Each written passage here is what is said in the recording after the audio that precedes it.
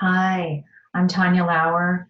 I'm a counselor with Life and Work Connections, and I really appreciate you checking in to join me and growing some skills around boundaries and self-care, especially when we're going through a really challenging time and we're adapting all together. I'd like to let you know that there is an article that I wrote that captures a lot of this material I'm going to talk about. So if that's useful to have that visual, that's available for you on our website. So let's begin. For today, we're going to spend 15 minutes together to really focus and lean in on 5 different skills. So part of our focus is developing self-care boundaries and also creating bridges. So many of the boundaries we have grown accustomed to no longer apply today. The circumstances we're familiar with have been drastically altered and changed, and that's really out of our control. But there are some things that are in our control that we can really orient to help us feel psychologically safe and to have some new boundaries that create psychological safety, consistency, and that give us a sense of firm flexibility of holding ourselves through this difficult time.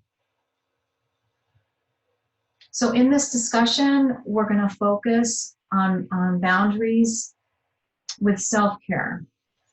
And part of what boundaries do when we start for us first is they also create bridges with other people and with new connections. Boundaries essentially can help set us free. They're instruments to freedom, and bridges help us overcome obstacles, to go further than we thought we could go, to connect more than we thought we could. So that's part of the goal today, is really to build our resiliency. We're going to start with breathing as the first skill, just pausing and breathing. These are really simple, tangible skills we'll work on in these few minutes together. So breathing, emotion, identification, and regulation. So knowing how we feel, letting it go, tapping into our energy levels and taking care of ourselves in that respect, how we process information, and how we show up and how present we are for our relationships. So those are our goals for today.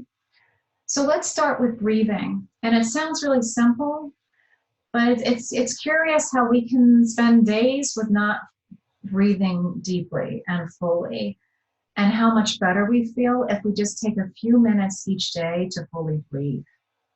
So I'm going to ask you to put a hand on your heart, or both hands if you like, and we're going to take 3 deep breaths together. As you're doing this, if you could also just imagine what your heart's been going through the last few weeks, how challenging this time has been for you, and if you can hold a space of compassion for yourself as we breathe together.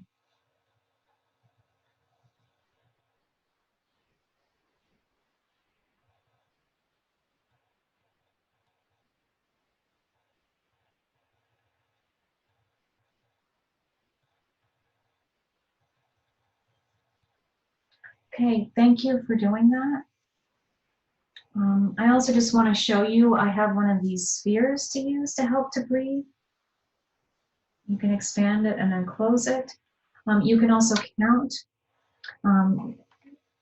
Whatever works for you, you can use a tool like this one, holding your heart. So make it your own practice. But what I would suggest is pausing to breathe 3 times a day. You can do it in the car while going to the grocery store. That's a different experience now. So in a way that really works for you. The next skill we're going to talk about is identifying our emotions and feeling them, and then releasing them. And it's safe and in a way that's also incorporates boundaries. If you struggle with identifying your feelings, you're not alone. Many people I know and work with really need some prompts and a roadmap for that, what you can do is grab your phone. Most of our phones are within reach all the time, and you can select an emoji to see how you feel and have fun with it. Bring some levity into the experience. We all could use some of that. So that's one option. So the goal when we identify our feelings is to first understand what they are, to observe them, to breathe with them, and then to release them. If we are more conscious about how we feel, we're less likely to feel overwhelmed with our emotions, and we can really give our feelings a frame. So we can also have compassion for them. I would also like to say, if you're feeling really sad or really scared, that's natural. So being able to be authentic and honest with ourselves and to take time for that is really important. I also want to really encourage you to invite in all of your feelings. So you might also be feeling gratitude or hope or moments of peace and even love. So really inviting all your emotions in and feeling them and then releasing them, letting them pass like the weather. So like the breathing exercise, I would encourage you to tap into how you're feeling at least 3 times a day. The next piece we're going to talk about is our energy level. Often people aren't aware of their energy and when they're depleted until they're out and on the couch. So becoming more mindful and tuned in with our energy can really help us lean into areas that really support our wellness. Many people, when they're in crisis and under stress, are inspired with ideas and with creativity. So if that's something that happens for you, I think it's important to make space for that and really give yourself time and a frame to devote to that and really honor that, because some crisis is an opportunity and there can be some opportunities to really thrive while you're still struggling. So giving some space for that. On the other hand, it would be natural to feel overwhelmed, exhausted, and tapped out. So if that's the case, if your energy is really depleted, it's so important to pause and rest and take care of yourself. And giving yourself permission to rest helps us to slow down. I want to really echo this point for now and also for the future. We probably all could do with a few more breaks and some rest. The next section is about how we process information. Right now, it's natural to feel flooded and overwhelmed with all the information we're trying to decipher through. And while that's really useful, on one hand, we need to be informed. We need to be aware of the precautions we should take, and also how to do our part in really helping with this crisis, helping reduce the suffering with this crisis by owning our responsibility and that and doing what we can. So some information is really useful. We all can hit a threshold where that information can become counterproductive and unhealthy. So noticing where that boundary and that threshold is can really serve us. Another thing that can be challenging with information right now is that this information is unlike any information we've had to process before. There's no strategy and really cognitively processing this information like we do with all the information we normally take in. It has its place. We can integrate it. This is unprecedented. It's an outlier. So even trying to make a space for this information in our minds is going to be challenging. So what can help is to start to take it in bite-sized pieces, incrementally. For example, for me, I've realized my boundary is I can only take on 10 minutes at a time. I can read 2 articles, I can watch a clip on a news program, but after that, I have to back out and pause. It's too much for me. It may be different for you. So you decide what your bite-sized incremental piece is. What I've also realized is my boundary in a day, today, 1 hour is enough of media consumption. More than that will hurt me more than help me. So that's my limit. So again, around information, I really encourage you to find your limit and your self-boundary and really practice that and hold yourself to that. You can adapt it, but really boundaries help hold us accountable. What I also want to mention is that absorbing only information about the pandemic could really become very stressful for us.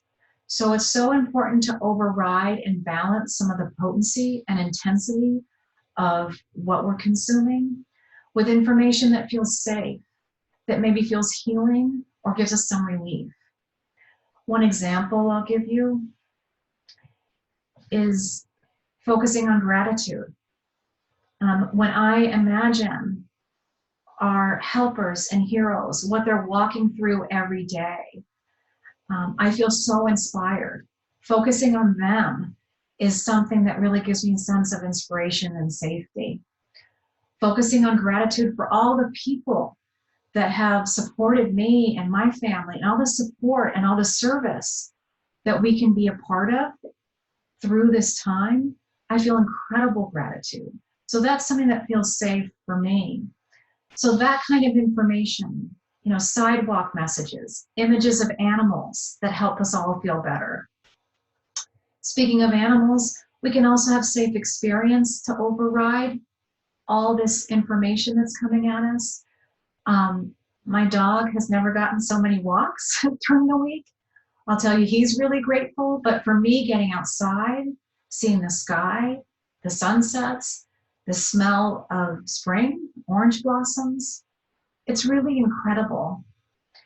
So spending energy and focus on those things, even watching your favorite Netflix series, something that really helps distract your mind and also helps you feel more safe. That can help balance out and override some of the intensity of what we're all going through together. And just like the time frame with media, I would suggest at least an hour doing those things. Better yet, double it. Do twice as much of those things that feel safe to really build your resiliency. The last piece I'm going to talk about are relationships.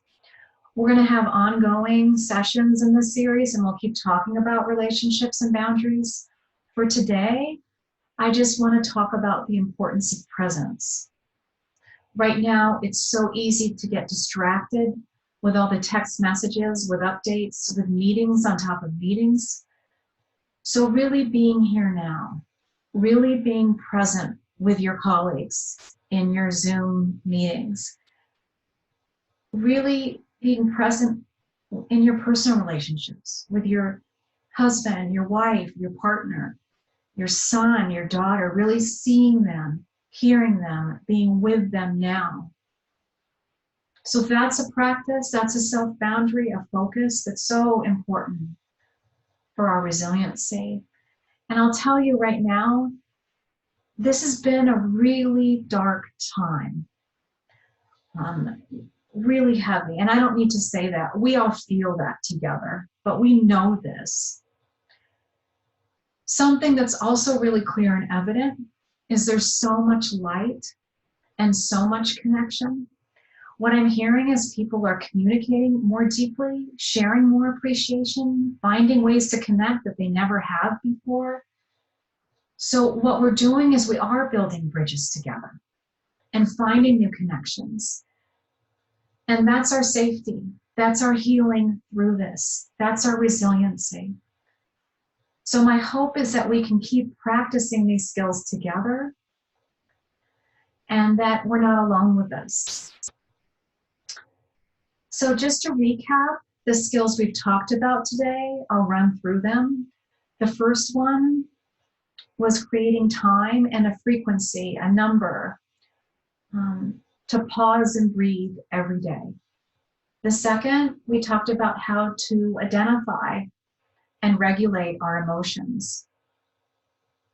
The third point, recognizing and caring for our energy levels, really tuning in, dropping into what's going on for us and honoring that. Creating limits and balance with how we process information. And the last piece is the importance of presence in our moments together, really hearing and being with each other full on, 100%. I want to thank you for building a bridge today and connecting and joining for this 15 minutes together. We are truly in this together. We'll get through this together. Thank you for showing up today.